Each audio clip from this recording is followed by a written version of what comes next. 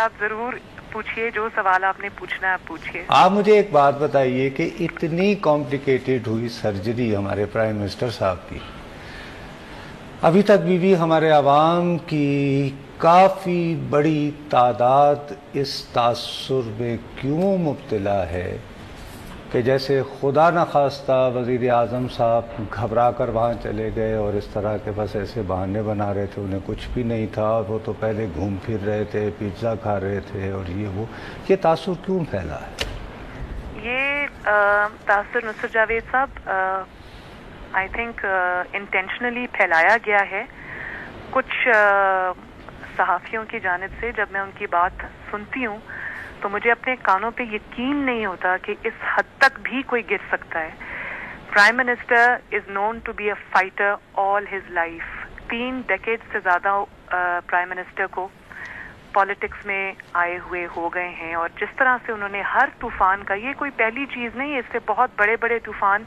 Prime minister ने देखे हैं, इससे बहुत बड़ी साजिशों का मुकाबला किया है, जेलें काटी हैं, एग्जाइल काटी है, you name it and he has done it. तो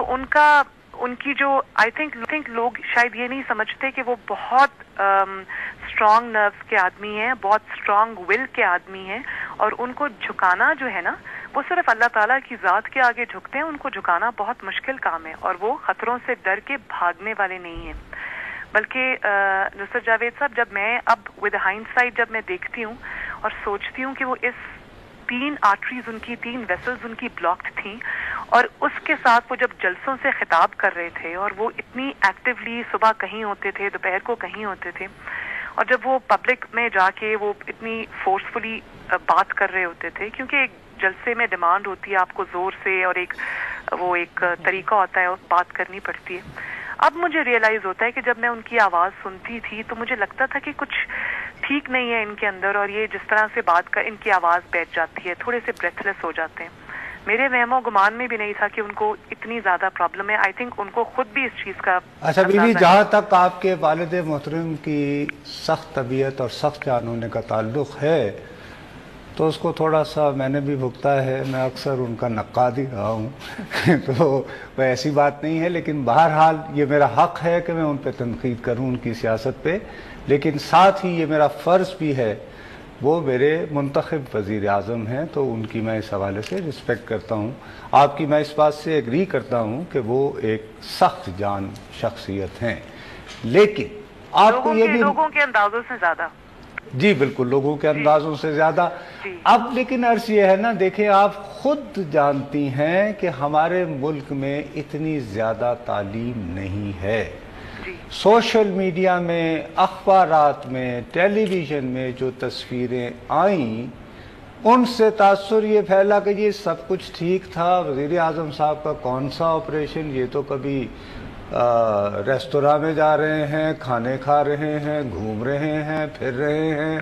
जिसको तो दिल का हो वो तो मोहम्मद अली की तरह पुरानी फिल्मों में यूं बैठ जाता है। तो ये क्या हुआ है, ये ज़रा समझाइए प्लीज़। नहीं, honestly I want to know it from you. ये तो नुसरत साहब बहुत अफसोस की बात है कि इंसान इस हद तक गिर जाए कि उसको ये लगे कि कोई अपना पॉलिटिकल माइलेज लेने के लिए या किसी पॉलिटिकल रीजन की वजह से कोई बीमारी का बहाना कर रहा है, या ये तो मतलब मैं इतना ये आई एम सॉरी अगर मैं आपको इस वजह से नाराज, प्रोवोक या उदास, I know that I am talking to a daughter, I know I am talking to a doctor, you know daughter, but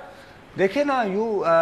यानी कि वो प्राइम मिनिस्टर भी हैं, तो लोग सवालात करते हैं, हमें इधर सवाल आते रहे। तो गुलबीना जो मेरी साथी है ना, इनके वालिद साहब का भी ऑपरेशन हुआ था, जिनका अपने सर्जरी से एक दिन पहले गोल्फ खेल रहे थे और हम लोग खाना खाने गए थे, और वो खाना खाने रिलैक्स कर रहे थे। देखिए नुसरत जावेद साहब, ये डॉक्टर्स जानते होंगे शायद, ये जो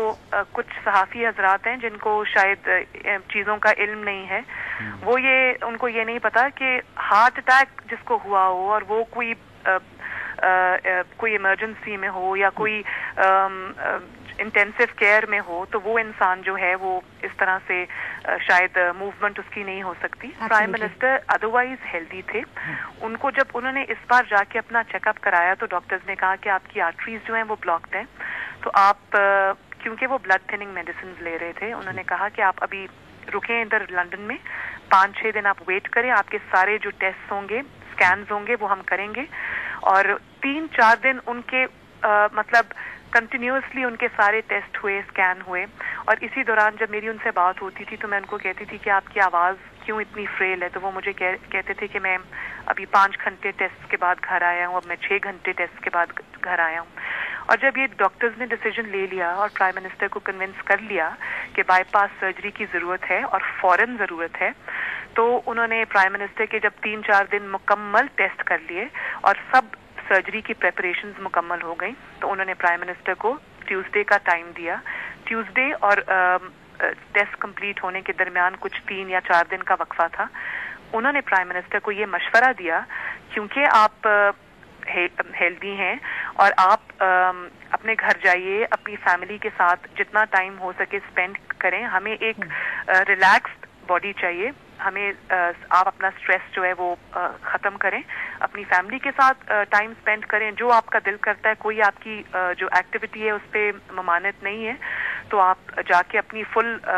एक्टिविटीज करें। सिर्फ उन्होंने उनकी जो हम ये कह सकते हैं बीबी कि वो ये सब कुछ डॉक्टरों के कहने पर कर रहे थे, so that he should feel relax. कोई इस तरह की बात है? नुसरत साहब, बात ये है कि अगर डॉक्टर्स ने मना किया होता तो वो बिल्कुल ये ना करते। उन्होंने कहा कि आप जाके अपनी फैमिली के साथ रिलैक्स करें। और ये मैंने जो चंद तस्वीर आपको भेजी हैं, इसके अंदर वो आप देख सकते हैं कि उन्हीं 3 दिनों में मेरे भाई के जो बच्चे हैं, वो एक शायद उनकी छोटी उम्रें, 2 बेटे हैं, तो उनको वो साथ लेके टॉय शॉप्स में भी गए, उनको टॉयज लेके दिए, फिर उनको बैठ के एक जगह पिज्जा खिलाया और मेरी मदर के साथ वो उन्होंने थोड़ा टाइम स्पेंड किया। तो जब इतनी बड़ी आपकी सर्जरी हो रही होती है और इतना लाइफ रिस्किंग एक प्रोसीजर के थ्रू आप गुजर रहे होते हैं, तो आपका डेफिनेटली हर इंसान की कोशिश होती है कि वो अपना ज्यादा से ज्यादा टाइम जो है वो अपनी फैमिली के साथ स्पेंड करे। और उसमें ये कह देना कि वो वहाँ पिज्जा खा रहे थे, वो ये खा रहे थे। नुसरत जावेद साहब, मेरी दुआ है कि ऐसा कहने वालों को कभी इस तरह के मरहले से ना गुजरना।